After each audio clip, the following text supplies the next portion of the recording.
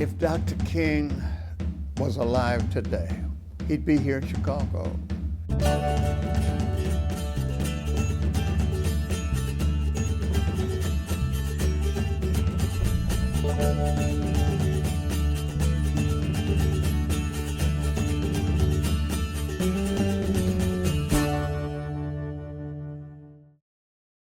Hello, I'm Debbie Frazier. Welcome to Face Chicago. Today, we're honored to have with us a truly great Chicagoan. Spencer Leake Sr. is the owner of Leake & Sons Funeral Homes, which were started by his father in 1933. In the 1960s, he worked with Dr. King and others on civil rights for African Americans in Chicago. But his work didn't stop there. He continues his fight for justice because he simply arranges too many funerals for young victims of violence these days. He wants the violence to stop, and he won't stop until he sees real change happen. Welcome, Mr. Leake. I feel like I'm in the presence of an icon. Thank you so much. Tell us what it was like growing up in the south side of Chicago in the 30s and 40s. It was incredible to be a child during an era that I only, when I get the history of what was happening, I realize how incredible it was living in a segregated society. I just didn't know it was segregated, other than the fact that everybody that I saw, they were the same color. There was no white people that we interacted with under any circumstances other than possibly school, with teachers, with store owners. At some point, you became involved in the civil rights movement.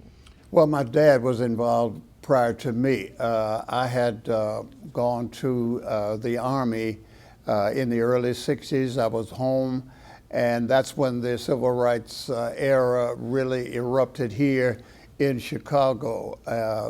And then, of course, we were told that Dr. King was going to organize his Northern campaign here in Chicago. And so we were all excited about the fact that Dr. King was coming here. The problems that he was going to deal with were housing, segregated housing, and segregated schools. What transpired from when you were younger and didn't see a difference to when you were excited about fighting segregation? Well, for me and a lot of young blacks my age, it was the death of Emmett Till. And Emmett Till was a young black boy who was lynched in the South because of supposedly flirting with a white woman. And so that, all those of us who were young, Emmett Till's age, we were struck by the fact that this young man, what had happened to him. My father took me to the church where Emmett Till's body was to lie in state. His mother decided that she would not have the funeral directors try to correct his features. She wanted everyone who saw him in the casket to know exactly what happened to him. And I think after Emmett Till's death, I think I started looking at civil rights or the interaction between races in a different form. Even though I was at a segregated school, still in a segregated neighborhood, Emmett Till's death changed me. All right, so Dr. King is coming to town to help. Yes. What was that like? Oh, we're very excited about the fact that Dr. King was coming. And I was excited because my father was asked to donate his limousine to chauffeur Dr. King, and then I begged my father for the opportunity to drive Dr. King, and he agreed. And so that was a great thrill of my lifetime. And during that time, driving this historic figure, seeing him on a day-to-day basis, talking to him, joking with him, it was just incredible to have that type of relationship, although I was just a chauffeur. But it was Mr. incredible. Leake, tell us something from behind the scenes with Dr. King. Well, as I said to you before, what happens in the limousine stays in the limousine. So we just don't, so there are some things that we would need to keep confidential.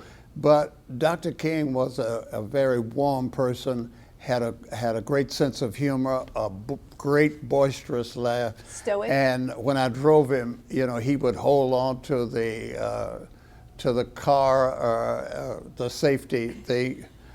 He said, "Man, you're driving so fast," or what? And he would kid me about how I was a great driver, and so it was just a very beautiful relationship.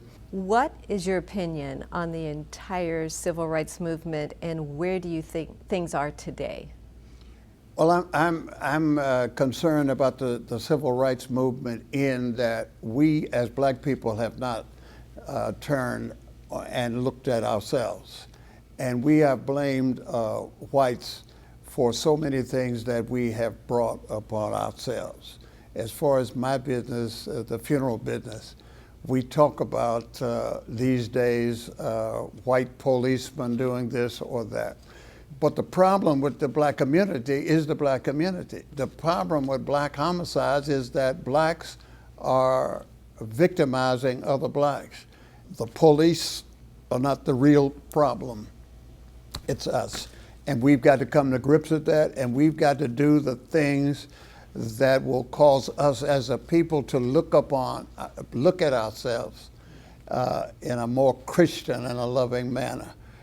We'll continue talking with Mr. Spencer Leake, and we'll get his perspective on the violence problem in Chicago. We'll be right back.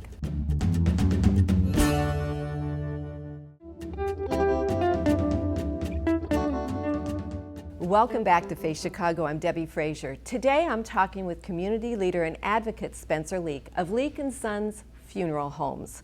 Again, thanks for being with us. Thank you.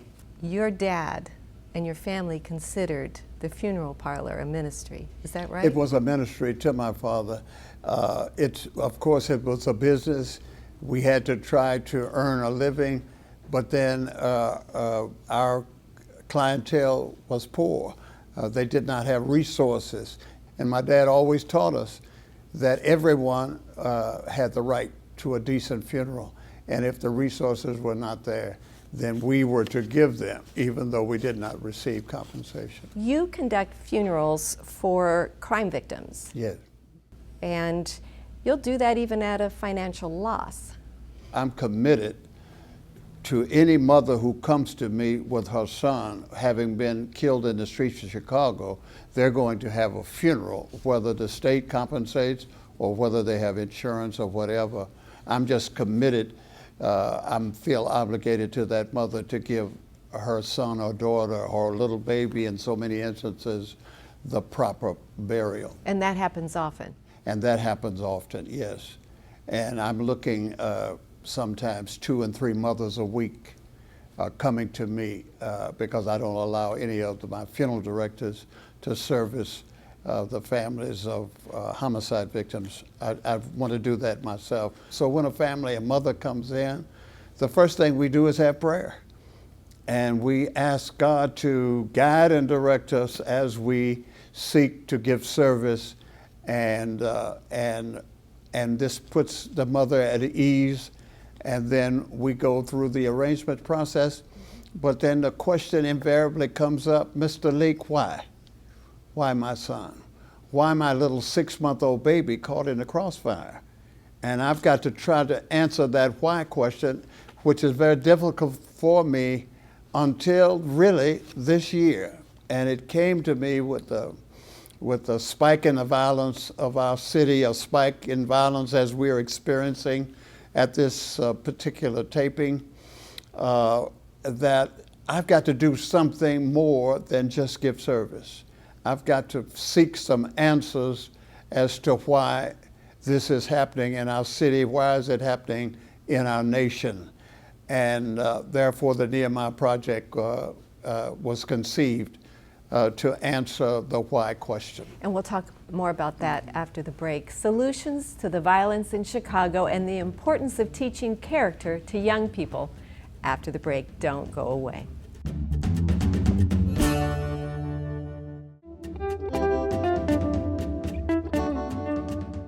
Welcome back to Face Chicago. Today our special guest is Mr. Spencer Leake of Leake & Sons Funeral Homes. For more than 86 years, the Leake family has been serving the people of Chicago with integrity, care, and compassion. They also have concern for the wider community of Chicago, seeing too many lose their lives to senseless violence.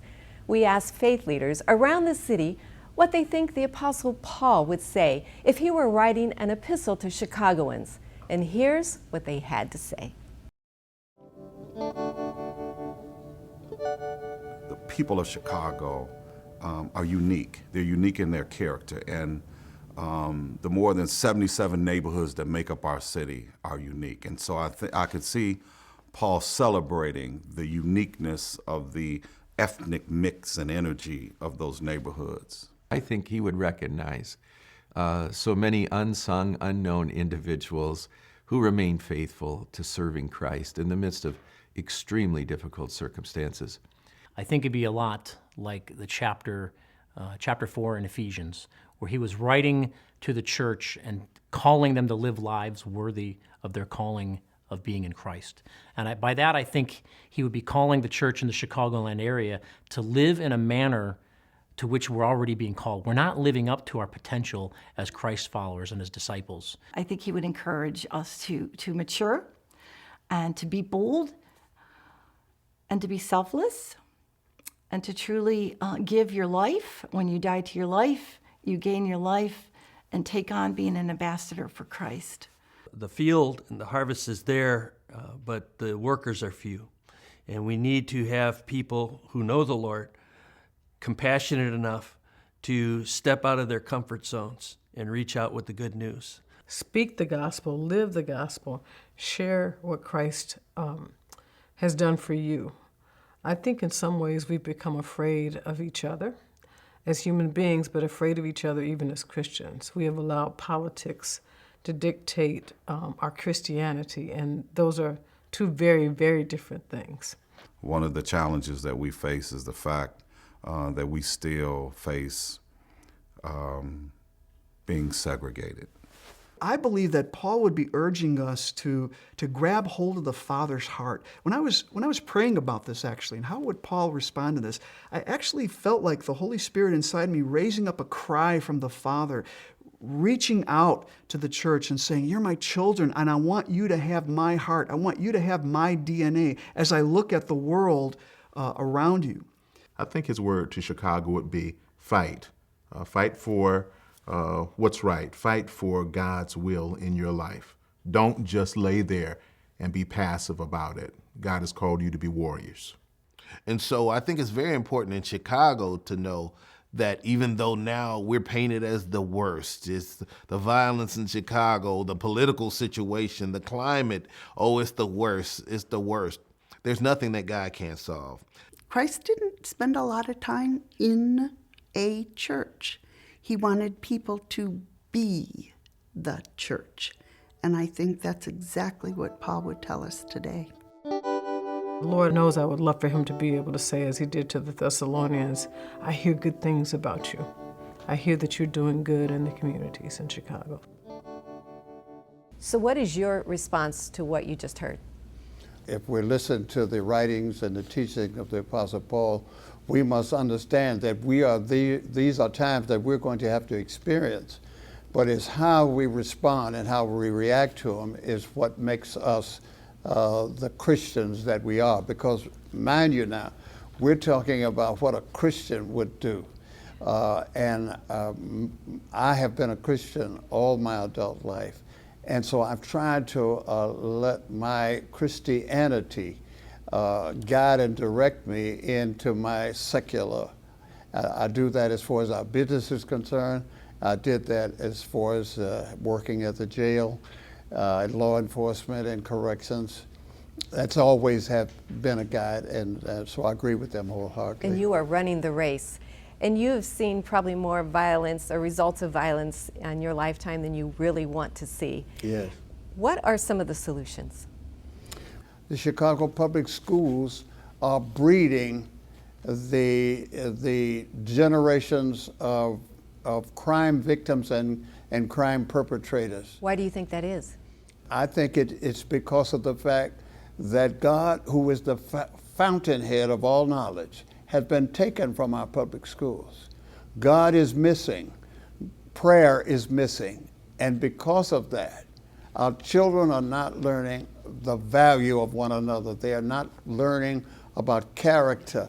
And I found in my research that Governor Jim Thompson, who was my mentor, signed a bill into law 35 years ago that mandated that 1 hour of each school day should be spent teaching children morals, values, and character. That's 5 hours a week. Yes, 5 hours a week. That is not being done in our state schools or our city schools. And I'm saying that enough is enough. And that's what the Nehemiah Project said. Schools would be the first battleground for us to deal with crime in the city. And consequently, we are asking for prayer to come back into our public schools, and also the Bible to be the textbook that teaches character and morals and values in our school to be accepted in the Chicago public schools. After the break, we'll talk about Spencer Leake's Nehemiah Project.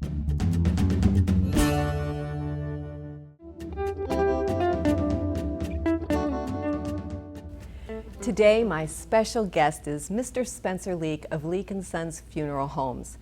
Mr. Leake is a fervent believer that character education is one of the ways to curb the violence in Chicago. And he's the founder of the Nehemiah Project, which seeks to rebuild the spiritual walls of Chicago. Take a look. Just like Nehemiah 2,500 years ago, I declare to you tonight that the walls of the city of Chicago are torn down. The gates of Chicago are burned, and the people of Chicago are in great distress, great reproach, because Chicago is a war zone. Our children cannot go to school without looking over their shoulders for gunshots. Our elderly cannot sit on the back porch in the cool of the evening. Chicago's walls are torn down. And like Nehemiah thousands of years ago, I come to ask this great throng to join me so that we can rebuild the walls of Chicago. We must do what Nehemiah said do. Take personal responsibility for the condition of the walls in the city of Chicago. They asked David in the 11th Psalms, if the foundations are destroyed, what will the righteous do? The righteous are you out there, men and women who are, after you hear me speak tonight, who are determined to go back to your neighborhood, to your block. Take it back. Tell the drug dealers, no more will you control this dock. We're taking it back. Chicago, that great city by the lake, that city with the big shoulders, we can rebuild Chicago. God bless you. God keep you. It's my prayer. Tell us about the Nehemiah Project. Well, I thought about why can't we rebuild the city of Chicago, but we have to do it with righteous people. And I wanted the city of Chicago to stop being a bystander. We have been bystanders, like the Pharisees in the New Testament. We stood by on the outside. We signified about Jesus Christ here and there, but we did nothing about it. And I'm saying to the people of Chicago, I'm saying to it right now, that we must look at our schools first, because I believe that they are the breeding ground for the crime and violence that besets our city. And I ask them if they, in looking at our schools, would consider doing what the law mandates, to be done, and that's the teaching of morals and values and character. If our young people were able to see that in each other when they're going through school, they're at their most impressionable areas, that they can absorb the fact that guy in the next desk, he has value. He's like me. And so that's what I thought we should convert our city back to where it was. What do you think Dr. King would say about Chicago's problems?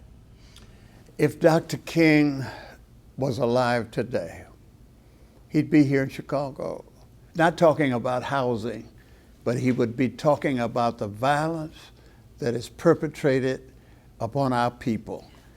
And he would be crying as no man could ever cry about how our people are destroying one another, and he would be actively working to get it stopped. Thank you so much. Thank you. I'm encouraged to hear all that Mr. Leake is doing for Chicagoans. In fact, he has spent his life working to improve the quality of life for African Americans. His business, which he's committed to the Lord, helps people give their loved ones a dignified funeral, no matter what their financial circumstances. And he's also unwavering in his dedication to stopping the violence he has witnessed to day in and day out. His life is an example to all of us. I think this quote from Albert Einstein sums up Spencer Leake Sr.'s life best. Only a life lived for others is a life worth living. Think about ways that you can best serve those around you. And we at Faith Chicago would like to serve you. If you have a prayer need, please call our care force toll-free. Thanks for watching, and remember that TLN is donor supported, so prayerfully consider partnering with us. We'll see you again next time on Faith Chicago.